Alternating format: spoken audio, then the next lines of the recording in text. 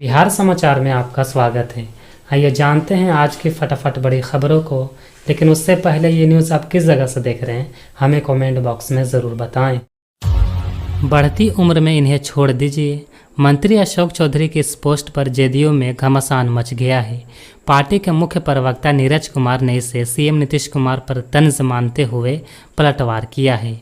उन्होंने कहा कि जो भी लोग इस तरह की भाषा का इस्तेमाल करेंगे वो जवाब सुनने के लिए भी तैयार रहें। दूसरी तरफ मुख्यमंत्री से मिलने के बाद चौधरी ने कहा, कुछ तो लोग कहेंगे, लोगों का काम है कहना। शराबबंदी कानून लागू होने के बाद से अब तक बिहार में जहरीली शराब पीने से 156 लोगों की मौत हो चुकी है। 12,79,000 लोग गिरफ्तार किए गए हैं। 8,43,000 से ज़्यादा एफआईआर दर्ज की गई है। 3,46,00,000 लीटर शराब भी बरामद किए गए हैं। ये आंकड़े मद्य निषेध विभाग ने जारी किए हैं। तिरुपति बालाजी मंदिर में प्रसाद में चर्बी मिलाकर हिंदुओं के साथ विश्वासघात किया गया है। ये कहना है शंकराचार्य अभिमुक्तेश्वरानंद सरस्वती का। बक्सर पहुंचे जगत गुरु ने विकास के नाम पर धार्मिक स्थलों को बर्बाद करने का आरोप लगाया। साथ ही गौ हत्या पर रोक लगाए जाने की भी मांग की। नालंदा की बिहार शरीफ सदर अस्पताल में पोस्टमार्टम करने के लिए ले जाते वक्त एक युवक उठकर चलने लगा। दरअसल शख्स बाथरूम में बेहोश हो गया था। सिविल सर्जन जितेंद्र कुमार ने उसे दूर से देखा और बोले कि मर गया है, पोस्टमार्टम कराओ। एक एडमिनिस्ट्रेटर भी लेकर आ गया। गनीमत ये रही कि वक्त रहते उसे होश आ गया। यूपीएसटीएफ ने बिहार के बदमाश मोहम्मद जाहिद को एनकाउंटर में मार दिया है। मुठभेड़ के दौरान उसका साथी अंधेरे का फायदा उठाकर भाग गए।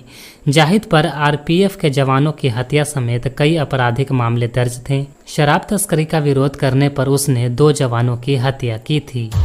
हरियाणा में राजद सुप्रीमो लालू यादव के दामाद चिरंजीवी राव को चुनाव प्रचार के दौरान विरोध का सामना करना पड़ा। इंदोखर में गुस्साए लोगों ने उनके खिलाफ वापस जाओ के नारे लगाए। राव कांग्रेस की सीट पर रेवाड़ी से विधानसभा चुनाव लड़ रहे हैं। मधेपुरा सदर अस्पताल में डॉक्टर पवन कुमार को अज्ञात बदमाशों ने अगवा कर लिया। फिरौती की रकम वसूलने के बाद उन्हें छोड़ दिया गया। अपहरणकर्ताओं के चंगुल से छूटने के बाद पीड़ित डॉक्टर ने सदर थाने में पहुंचकर एफआईआर दर्ज कराई है। भागलपुर में 10 मिनट के अंदर 3 घर गंगा में समा गए। अब तक कुल 50 से अधिक घर बह चुके हैं। सबौर प्रखंड का मसहाड़ू गांव में 500 फीट से अधिक जमीन गंगा में समा चुकी है। लगातार हो रहे कटाव से स्थानीय लोगों में दहशत का माहौल है। बांका में बीएसएफ जवान के अंतिम दर्शन के लिए लोगों की भीड़ उमड़ पड़ी। बीएसएफ जवान सुमन कुमार सोना उर्फ बंटी को परिजनों ने नम आंखों से आखिरी विदाई दी।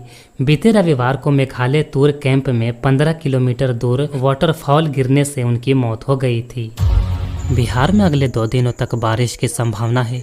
मौसम विज्ञान केंद्र ने आज प्रदेश के 7 जिलों में बारिश और आकाशीय बिजली गिरने का अलर्ट जारी किया है।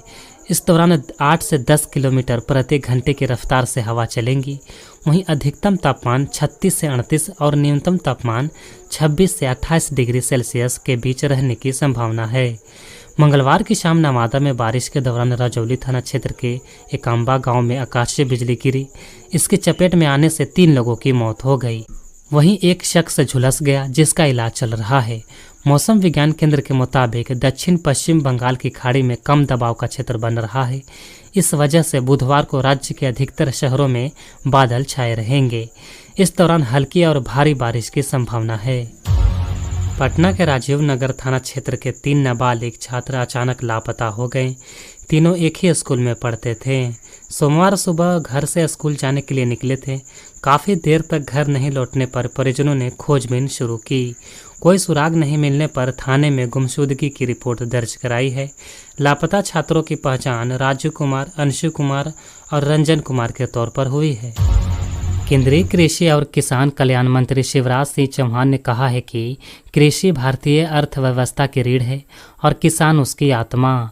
नई दिल्ली में किसानों और किसान संगठनों के साथ बैठक के बाद पत्रकारों से बातचीत करते हुए श्री चौहान ने कहा कि केंद्र सरकार किसानों की हर समस्या को गंभीरता से हल करने का प्रयास कर रही है। उन्होंने बताया कि किसान संगठनों की ओर से फसलों की कीमतों तथा फसल बीमा के संबंध में जो सुझाव मिले हैं उस पर गंभीरता से विचार होगा और किसानों के हित में निर्णय लिए जाएंगे। बिहार के मुंगेर जिले में एक 17 साल के लड़के की गोली मारकर हत्या कर दी गई। ये घटना वासुदेवपुर थाना क्षेत्र के शेरपुर में सोमवार रात को हुई। मृतक की पहचान तपस्वी कुमार के रूप में की गई है। ऐसा बताया जा रहा है कि हत्या से कुछ देर पहले तपस्वी का पड़ोस में रहने वाले उसके दोस्त शिवम कुमार से फ़ोन पर झगड़ा हुआ था। इसके कुछ देर बाद उसकी हत्या कर दी गई। बता दें कि एक ही घर में ये दूसरी घटना है। मृतक के पिता की भी 4 साल पहले गोली मारकर हत्या कर दी गई थी। बिहार में दुर्गा पूजा, दीपावली और छठ जैसे पर्व को लेकर नियम कानून निर्धारित कर दिए गए हैं। 3 अक्टूबर गुरुवार को शारदीय नवरात्र की कलश स्थापना के साथ दुर्गा पूजा प्रारंभ हो रहा है। इस दौरान बिहार में कानून और व्यवस्था से संबंधित अधिकारी बिहार नियमावली 2021 के प्रावधानों का अनुपालन करेंगे। इसके तहत मूर्ति की अधिकतम ऊंचाई 20 फीट तथा ऊपरी संरचना की ऊंचाई 40 फीट तक ही सीमित रखा जाना है। रात 10 बजे से सुबह 6 बजे तक लाउड स्पीकर पर प्रतिबंध रहेगा। आयुक्त ने कहा है कि त्योहार के दौरान किसी भी प्रकार का मेला, सांस्कृतिक कार्यक्रम, रावण वध, जुलूस, विसर्जन जुलूस इत्यादि कार्यक्रमों का आयोजन जिला प्रशासन के पूर्व अनुमति के बिना नहीं किया जाएगा। खगड़िया जिला के पसराहा थाना क्षेत्र के अंतर्गत महद्दीपुर बाजार में एक युवक की गोली मारकर हत्या कर दी गई। मृतक की पहचान मोहम्मद रईस के 21 वर्षीय पुत्र दिलशाद के रूप में की गई है। घटनास्थल पर पुलिस पहुंच मामले की जांच कर रही है।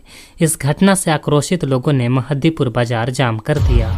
पटना में एक हाईवा ट्रक ने स्कूटी सवार मां बेटे को कुचल दिया, जिसमें मां की मौके पर ही मौत हो गई, वहीं बेटा घायल हो गया है। घटना बिहटा थाना क्षेत्र के श्री रामपुर नया बाजार के पास औरंगाबाद SH2 की बताई जा रही है। मृतका की पहचान दानापुर के उत्तरी शिकारपुर गांव की निवासी शिवदयाल वर्मा की पत्नी सोनामती देवी के रूप में की गई है। बिहार के मोतिहारी जिले में जिउतिया पर्व को लेकर नदी में नहाने के दौरान 3 बहनों की डूबने से मौत हो गई। घटना लखौरा थाना क्षेत्र के लक्ष्मीपुर गांव की है। मृत बहनों की पहचान 20 वर्षीय दीपिनी कुमारी, 15 वर्षीय मंजू कुमारी और 18 वर्षीय रीमा कुमारी के रूप में की गई है। पुलिस ने तीनों शवों को कब्जे में लेकर पोस्टमार्टम के लिए भेज दिया है। रोहतास जिले के संझौली में सेना भर्ती की तैयारी के लिए सुबह सुबह दौड़ लगा रहे 3 युवकों को ट्रक ने कुचल दिया। इनमें से 2 युवकों की मौके पर ही मौत हो गई। मृतकों की पहचान दीपक कुमार और सत्येंद्र कुमार के रूप में हुई है। घायल युवक का नाम प्रिंस कुमार बताया जा रहा है। बिहार में बाढ़ के बीच डेंगू तेजी से फैल रहा है और मरीजों की संख्या में भारी वृद्धि हो रही है। भागलपुर से लेकर पटना तक डेंगू के मामले तेजी से बढ़ रहे हैं। पिछले 15 दिनों में पूर्वी बिहार, कोसी, सीमांचल में 185% और पूरे राज्य में 215% मरीजों की संख्या बढ़ी है। विशेषज्ञों के अनुसार डेंगू का प्रकोप अभी रुकने वाला नहीं है और लोगों को इससे बचाव के लिए सतर्क रहना होगा। डेंगू के लक्षण दिखने पर तुरंत सरकारी अस्पताल में जाँच करवानी चाहिए, क्योंकि इस बार डेंगू गंभीर रूप से जानलेवा साबित हो रहा है। 8 से 22 सितंबर के बीच 1296 नए मामले सामने आए हैं और 4 मरीजों की मौत हुई है। बिहार के मेडिकल कॉलेजों में 85% सीटों के लिए पहले चरण के नामांकन को रद्द कर दिया गया है। BCECEB ने अपनी वेबसाइट पर यह जानकारी दी। BCECEB ने कहा, पूर्व में प्रकाशित मेगा सूची में परिवर्तन होने के कारण पहले चरण के काउंसलिंग रद्द की गई है, जिसकी वजह से सभी अभ्यर्थियों का नामांकन भी रद्द हो गया है। अब अभ्यर्थियों को पुनः विकल्प बदलने का मौका 24 से 25 सितंबर तक मिलेगा।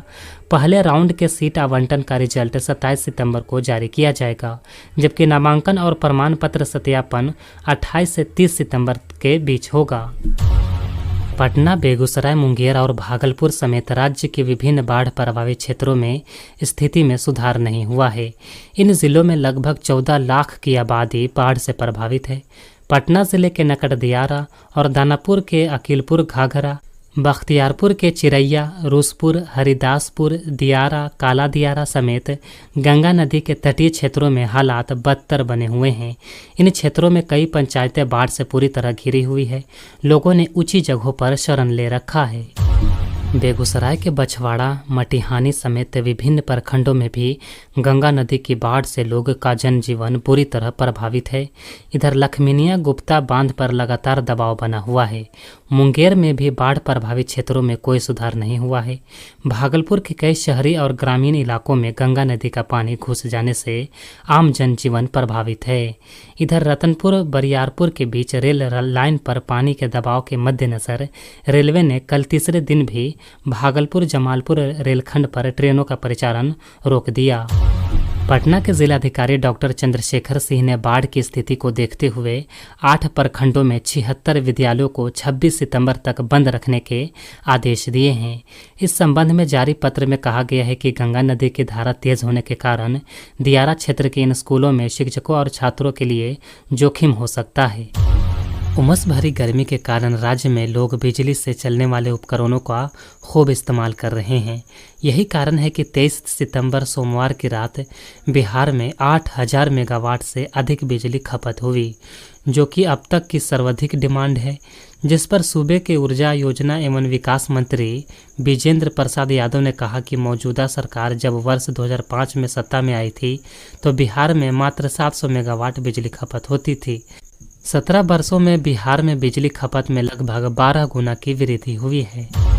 केंद्रीय स्वास्थ्य मंत्री और बीजेपी अध्यक्ष जेपी नड्डा 21 दिन के भीतर दूसरी बार बिहार दौरे पर आ रहे हैं। इस दौरान वो भाजपा सदस्यता अभियान की समीक्षा करेंगे। साथ ही पार्टी के सांसदों, विधायकों समेत पदाधिकारियों के साथ बैठक करेंगे। मुख्यमंत्री नीतीश कुमार की सख्ती के बाद मंगलवार को डीजीपी आलोक राज ने पुलिस मुख्यालय में उच्च स्तरीय बैठक की। बैठक में सभी जिलों के एसपी और अन्य अधिकारी वीडियो कॉन्फ्रेंसिंग के माध्यम से जुड़े। बैठक 3 घंटे तक चली, जिसमें डीजीपी ने जिलों के पुलिस कप्तानों को अपराध और अपराधियों पर कड़ी कार्रवाई करने के निर्देश दिए। उन्होंने जोर दिया कि पीड़ितों को थाने में शीघ्र न्याय मिले और पुलिस शांति व्यवस्था बनाए रखे, विशेष रूप से त्योहारों के दौरान। बिहार में फसलों को नुकसान पहुंचाने वाले नीलगाय और जंगली सूअरों को मारने का फैसला लिया गया है। ये निर्णय मंगलवार को वन विभाग के मंत्री डॉक्टर प्रेम कुमार की अध्यक्षता में हुई समीक्षा बैठक में लिया गया। इसका उद्देश्य किसानों की फसलों को बचाना और जंगली जानवरों द्वारा हो रहे नुकसान को रोकना है। बांग्लादेश के सेना प्रमुख जनरल वकार उज जमान ने समाचार एजेंसी रॉयटर्स को बताया है कि वह देश के प्रमुख सुधारों को पूरा करने में अंतरिम सरकार की हर हाल में मदद करेंगे ताकि अगले 1.5 साल में देश में चुनाव हो सके। रॉयटर्स के दिए गए इंटरव्यू में जनरल वकार ने कहा, मैं उनके साथ खड़ा रहूंगा चाहे कुछ भी हो जाए, ताकि वो अपना मिशन पूरा कर सके। इसराइली हिजबुल्लाह के बीच जारी संघर्ष की वजह से इसराइल लेबनान सीमा पर लाखों लोग प्रभावित हुए हैं, जिसके कारण लोग सुरक्षित ठिकानों की तरफ जा रहे हैं। लेबनान के स्वास्थ्य मंत्रालय ने कहा है कि इसराइली हवाई हमलों में सोमवार से अब तक 528 लोगों की मौत हुई है। इनमें 50 बच्चे शामिल हैं। स्वास्थ्य मंत्रालय के मुताबिक इन हमलों में 1800 से ज़्यादा लोग घायल हुए हैं। आज के समाचार में बस इतना ही। बिहार के तमाम बड़ी खबरों को जानने के लिए देखते रहिए पटना समाचार। और साथ ही अगर ये न्यूज़ आप यूट्यूब पर देख रहे हैं तो चैनल को सब्सक्राइब करें, और अगर आप फेसबुक पेज पर देख रहे हैं तो लाइक और फॉलो ज़रूर करें। धन्यवाद।